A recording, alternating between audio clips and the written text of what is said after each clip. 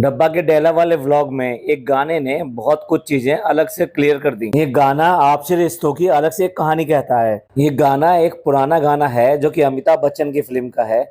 और मैं सस्पेंस ना बनाते हुए सीधे बात पर आते हैं। ओ साथी रे तेरे बिना भी क्या जीना, काफी मशहूर गाना है, तो ये इसलिए आप लोगों ने सुना होगा और डब्बा के व्लॉग में भी आपने सुना होगा और अब याद भी आ गया होगा कि ये गाना किसने गाया था। ये गाना गाया था पापा ने। लेकिन पापा ने किसकी फरमाइश पे गाया था? ये फरमाइश थी इनकी अम्मी की। जैसे ही अम्मी ने ये दो लाइनें बोली वैसे ही पापा ने वो गाना पकड़ लिया, और पकड़ ही नहीं लिया, पूरे दिल के साथ में वो गाने को गा दिया। अब ये सब क्या अपने आप ही हो गया था? नहीं भाई नहीं, इसके पीछे भी कुछ और बात है। चलिए आज इस स्टोरी को क्रैक करते हैं। इसके अलावा इस व्लॉग में बहुत सारी चीजें ऐसी थी कि जो इनकी अंदरूनी संबंधों को सामने ला के रखती हैं। तो बने रहिए हमारे साथ। आज की चर्चा में आपका स्वागत है। जो लोग चैनल पर पहली बार आए हैं तो प्लीज सब्सक्राइब कर लें और बेल आइकन भी दबा दें, जिससे कि आने वाली वीडियो की इन्फॉर्मेशन आपको टाइम से मिल जाए। आप हमारी इंस्टा आईडी पे भी हिट कर सकते हैं। इंस्टा आईडी नीचे दी हुई है। और एक बार फिर ये रिक्वेस्ट कि अगर आप पॉडकास्ट को पसंद करते हैं तो प्लीज़ लाइक और सब्सक्राइब जरूर किया करें, क्योंकि बहुत सारे लोग देखते हैं लेकिन लाइक और सब्सक्राइब नहीं करते। और अगर आपको कोई बात अच्छी नहीं लगे या आपको लगा कि कोई बात और ऐड ऑन होनी चाहिए थी तो प्लीज़ कमेंट करके जरूर बताएं। चलिए वापस आते हैं अपनी स्टोरी पर। गाने पसंद करना एक अलग ही बात होती है, लेकिन जिस तरीके से अम्मी ने यही वाला गाना याद किया, और यही वाला गाना क्यों याद किया, कहीं ना कहीं इससे लगता है कि जिस तरीके से अम्मी ने ये वाला गाना बोला और उसके बाद में इनके पापा ने तुरंत ही वो गाना ना केवल पकड़ा बल्कि दिल से गा दिया।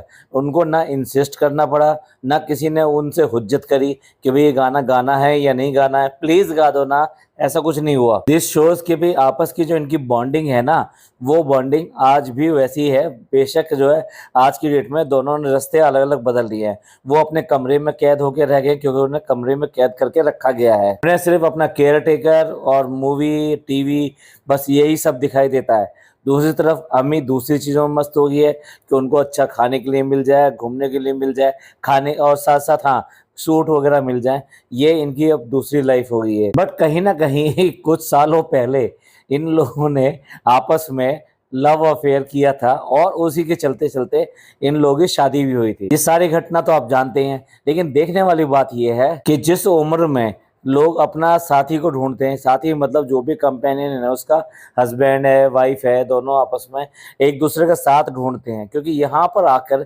बच्चों की जो थिंकिंग होती है, मानसिक उनका जो जनरेशन गैप होता है, वो जनरेशन गैप कह लीजिए, तो उसकी वजह से माँ बाप का उनके साथ में बहुत ज़्यादा टाइम पास नहीं होता है। तो ऐसे में बच्चे अपने मोज में मस्त रहते हैं। तो ऐसे में माँ बाप यानी कि पेरेंट्स जो होते हैं वो आपस में ही एक दूसरे के साथ रहना पसंद करते हैं। ऐसे टाइम में यहाँ पर अम्मी तो रहती हैं अलग और पापा रहते हैं अलग। तो ऐसे में जो लोग आइडल बनते हैं, इतना ज़्यादा आइडियल दिखाते हैं अपने आप को, और ख़ास तौर से जनाब जनाब जो है राजा बेटा कहलवाने में कोई कसर नहीं छोड़ते, और उसके लिए वो सब कुछ कम से कम पर्दे पर तो दिखाते ही है। लेकिन यहाँ ये समझ में नहीं आता क्यों करके दोनों को इस तरह से अलग रखा गया है। अब देखा जाए तो वो 5 BHK है, और 5 BHK में आराम से अम्मी भी वहाँ पर रह सकती हैं। और जब एक कमरा है उनका, केयर टेकर को की ज़रूरत तो किन्हीं विषम परिस्थितियों के लिए ज़रूरत है। वैसे तो अगर चलने फिरने में हाथ पकड़ के चलना हो या ऐसा करना हो या वॉशरूम तक ले जाना हो, इस सब के लिए तो अम्मी जो काफ़ी हैं और आराम से वो लेके जा भी सकती हैं।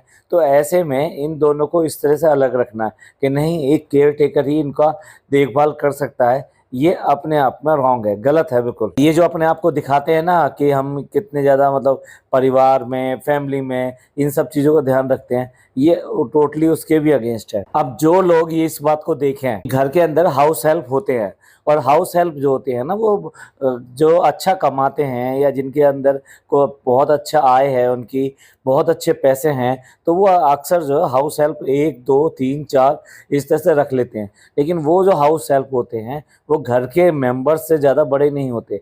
यानी अक्सर ऐसा होता है कि हाउस हेल्प जो होते हैं कोई एक ही घर में रहता है 24 घंटे के लिए। अधिकतर जो है रात के टाइम पे सब लोग चले जाते हैं, और फैमिली मेंबर जो है इन, यानी कि वो घर में ही रहते हैं। यहाँ एक इन्होंने वो उल्टी परिपाटी शुरू कर दी कि फैमिली मेंबर तो बाहर रहेंगे, लेकिन नहीं, यहाँ पर कौन रहेगा, हाउस हेल्प रहेंगे। अब ये कितना जस्टिफाई है, ये तो जस्टिफाई नहीं है। अब देखो, मैडम और इनके घर में दो दो तीन तीन जो हाउस हेल्प रहते हैं, लेकिन अम्मी बाहर रहती हैं, जबकि उसमें इनको भी जगह दी जा सकती थी। कमरा तो है ही इनके पापा का, वहाँ दी जा सकती थी। तो इस तरह से दोनों साथ रखे जा सकते थे, लेकिन ऐसा नहीं होता। जबकि इसका ऑपोजिट है, यानी हाउस हेल्प घर में रहते हैं और घर वाले बाहर रहते हैं। एक और एग्जाम्पल इसी का ही एक दूसरे रूप में देख सकते हो कि मैडम ने अपनी प्रेगनेंसी के टाइम पर किसको अपने पास रखना चाहा, अपनी मम्मी को अपने पास रखना चाहा। वो बात दूसरी है कि सारी ज़िंदगी उन्होंने जो है अपनी अम्मी अम्मी अम्मी बहुत अच्छी हैं, अम्मी मेरी माँ से भी ज़्यादा हैं, और अम्मी के लिए मैं घर बनाऊंगी, घर लेकर दूंगी, न जाने कितनी सारी बातें इस तरह की मैडम ने की। लेकिन उसके बाद में भी अम्मी को वो भी घर में रखना पसंद नहीं करती। और दूसरी जो उसकी अपनी मम्मी है, उनकी जब ज़रूरत पड़ी तो उनको ले तो आई, लेकिन उनको रेंट पे रख दिया गया। तब भी 5 BHK में उनको जगह नहीं मिली, जबकि वो तो इसकी हेल्प के लिए ही आई थी। और आज जब 2 साल का बच्चा हो गया है, तब भी उनको यहाँ पर जगह नहीं मिल पाई, जबकि वो सारा दिन यहीं पर काटती हैं, सिर्फ और सिर्फ सोने के लिए या कुछ ज़रूरी कामों के लिए ही वो अपने रूम में जाती होंगी। तो ये दोनों के दोनों जनाब और मैडम जो ड्रामा करते हैं फैमिली का और इस बात का, ये कोरा कोरा ड्रामा ही है। क्योंकि ना तो उसकी मदर के लिए जगह है और ना ही इनकी अम्मी के लिए जगह है। कुछ लोगों ने इनकी प्राइवेसी वाली बात को उठाया था। जब इनके फादर जो है वहाँ से हॉस्पिटल से आए थे, तो इन्होंने अपना रूम दे दिया था, तो उस पर अपनी प्राइवेसी वाली जगह बनाया था कि भाई ये नहीं होना चाहिए, हस्बैंड एंड वाइफ की प्राइवेसी जो है वो रहनी चाहिए।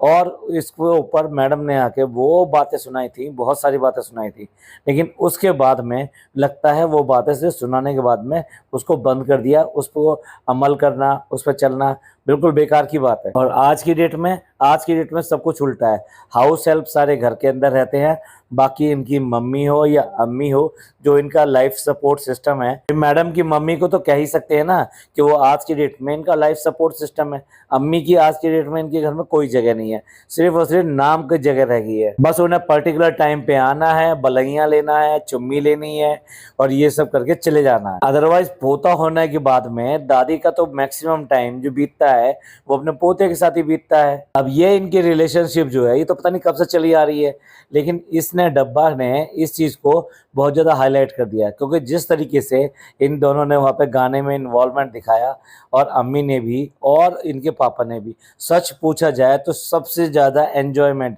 ये कुछ भी कह रहे हो, इसने एंजॉय किया, उसने एंजॉयमेंट किया, लेकिन सबसे ज़्यादा एंजॉयमेंट इस ट्रिप का अगर किसी ने किया है तो वो अम्मी ने किया है। भाई उन्होंने कितने कितने फोटोग्राफ खिंचवाए हैं, फूल पत्तियों के साथ में, पेड़ के साथ में, और जगह जगह सोलो फोटोग्राफ, कितने सारे फोटोग्राफ खिंचवाए हैं।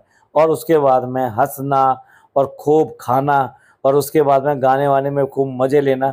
इसके अलावा भैया इतनी मज़े किसी ने नहीं लिए। और इन सब बातों को खूब अच्छी तरह समझते हुए डब्बा ने भी ऐसे कमेंट्स को लाइक किया कि जो कि ये दिखाने की कोशिश कर रहे थे कि भैया भाभी ने माँ बाप को दूर रखकर अच्छा नहीं किया है। अगर वो एक साथ रहते हैं और एन्जॉयमेंट के साथ में अपनी लाइफ को बिताते हैं, तो वो उनका हेल्थ भी ठीक रहेगा और वैसे भी ठीक रहेंगे। उनको फटाफट बहुत सारे ऐसे जितने कमेंट थे सबको उसने लाइक कराए। एक तरह से उसने भी इशारा करने की कोशिश करी है, देख लो ये जो कर रहे हैं गलत कर रहे हैं, मैं जो करती हूँ वो ठीक करती हूँ। लेकिन ना ना ना ना, उसको अच्छा समझने की कोशिश बिल्कुल भी मत कीजिएगा। जो अपने सास ससुर को नहीं रख सकती, वो अपने माँ बाप को, जो जो दूसरे के सास ससुर हैं, उनके लिए कैसे कह सकती है कि भाई तुम इसको रख लो। खुद तो मतलब डब्बा अपने सास ससुर को टिकने ना दे, लेकिन दूसरे के को ये कहे कि तुम रख लो। एक सोच ये भी हो सकती है कि इनके मदर फादर जो हैं वो तो रिवॉल्व कर सकते थे कि नहीं हमको साथ रहना है। ये क्या तरीका हुआ भाई कि मैं यहाँ पे और तो ये वहाँ पर। प्रॉब्लम ये है किस मुंह से कहें और किस तरह से करें, मजबूर हैं, इनके सामने बोल नहीं सकते। और अगर देखा जाए तो इनकी फैमिली में क्या परंपरा चली आई है, जो इसकी दादी हैं वो किस तरह से मरी, इस सबको पता है अच्छी तरीके से। इनकी फुप्पियों का क्या हाल है वो भी आज की डेट में किसी से छुपा हुआ नहीं है।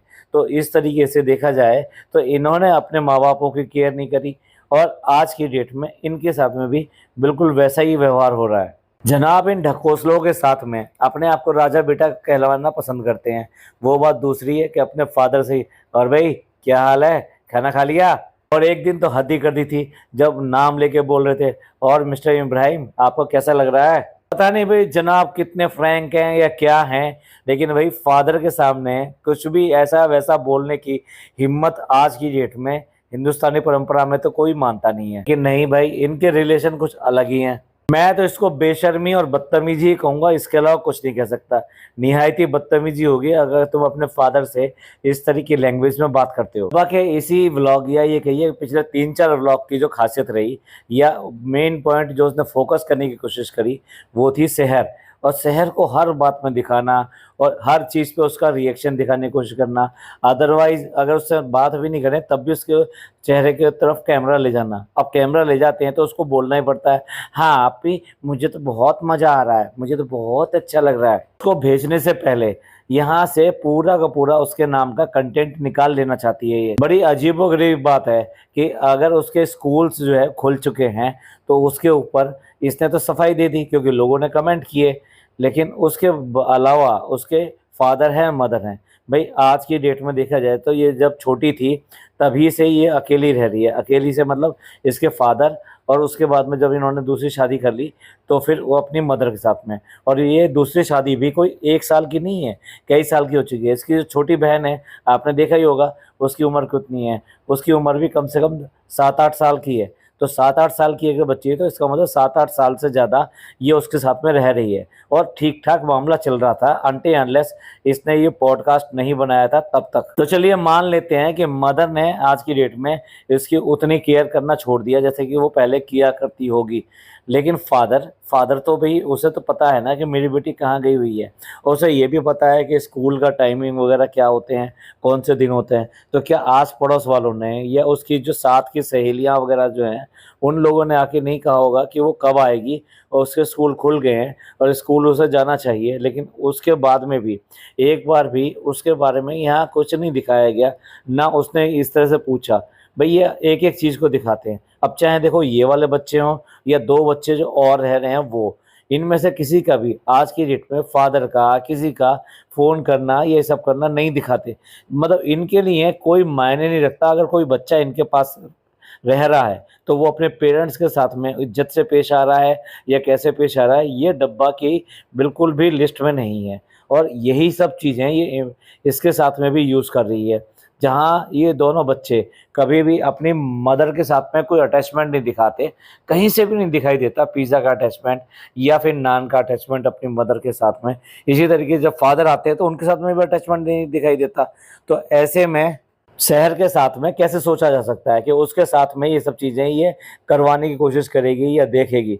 इसी से पता लगता है कि अगर बच्चा इसके पास रुक जाए, आई मीन ये इसको यहाँ रोक ले, तो इसका भी हाल बिल्कुल ऐसे ही कर देगी जैसे ये 2 बच्चे और भी हैं। इस ब्लॉग में एक और नई बात देखने को मिली।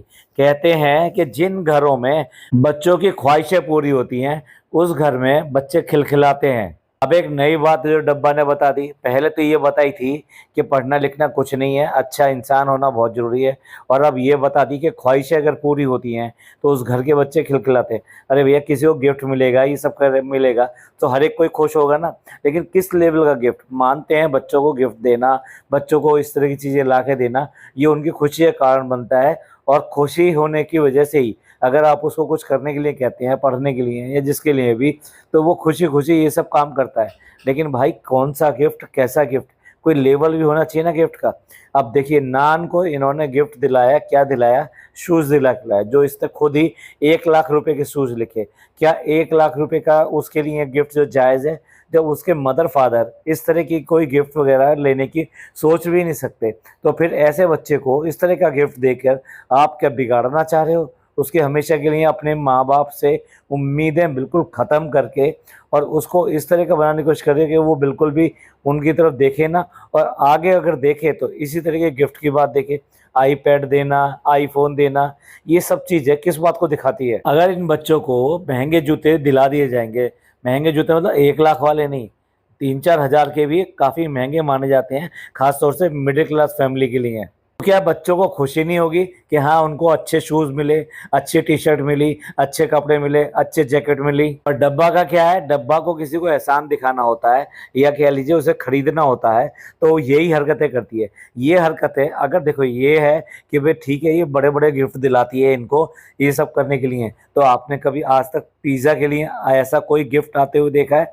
उसके लिए अगर फ़ोन भी आया तो एक सिंपल फ़ोन आया जो आम फ़ोन है, जो लोगों के पास में सबके पास में होता है। आज तक कभी भी इस तरह की चीज़ें पिज़्ज़ा के साथ में बिल्कुल भी नहीं हुई। इसलिए मैंने कहा खरीदना वर्ड, क्योंकि वो भाई की पार्टी में है और इसको उसकी ज़रूरत है। देख लो दोनों का फ़र्क देख लो, ये सारे बच्चे वहाँ पे एडवेंचर पार्क में जाना चाहते थे और एडवेंचर पार्क में अपने लेवल का गेम जो है वो खेलना चाहते थे, लेकिन किसी को इस बात की परमिशन नहीं मिली। गीला है, रोप गीली हो रही है, रस्सी गीली है, पता नहीं क्या-क्या बहाने उनने झड़ दिए, लेकिन नहीं भाई, नान को वो भी रोकने की हिम्मत नहीं कर सकती।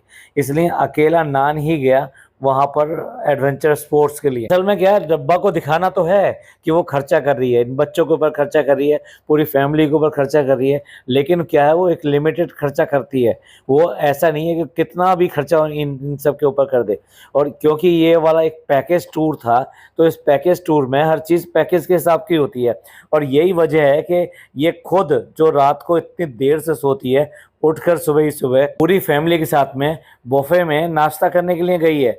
वहाँ ब्रेकफास्ट जो मिलता है बुफे में वो फ्री ऑफ कॉस्ट होता है। फ्री ऑफ कॉस्ट मतलब इनके पैकेज डील के अंदर होता है। लेकिन अगर आप उस वो नाश्ता नहीं करते हैं और आप और टाइम पे आपको नाश्ता चाहिए, जैसे कि पिछले दिन ये उठी थी और इसने अपने रूम में ही वो सब मंगाया था, तो वो सारी चीज़ें जो भी आप अगर रूम में मंगाते हैं वो चार्जेबल होती हैं। भाई जो कुछ करना है वो पैकेज टूर में ही कर लो, अलग से चार्ज देने होंगे वो ये करने वाली है नहीं। खुद की आंखों में चाहे कितनी नींद आ रही हो, लेकिन उसके बाद में भी सुबह ही सुबह उठकर फटाफट वहां पर ब्रेकफास्ट के लिए पहुंच गई। तो ये पैकेज टूर होने की वजह से कोई भी एक्स्ट्रा एक्टिविटी पे पैसा खर्च करना नहीं चाहती, क्योंकि इसको अपने ब्लॉग के लिए कंटेंट चाहिए था। वो कंटेंट ये अपने आप ही इस तरीके से जनरेट कर लेती है। हम यहाँ पे चले गए, हम वहाँ पर चले गए, हम खाना खाने चले गए, हमने ये गार्डन देख लिया, हमने ये स्विमिंग पूल देख लिया, हमने घर पे जो बचा खुचा टाइम था उसमें घर में बैठ के आराम से गाने वगैरह भी गा लिए। तो अपना इसको कंटेंट जितना लेना था वो इसने मज़ेदार तरीके से ले लिया।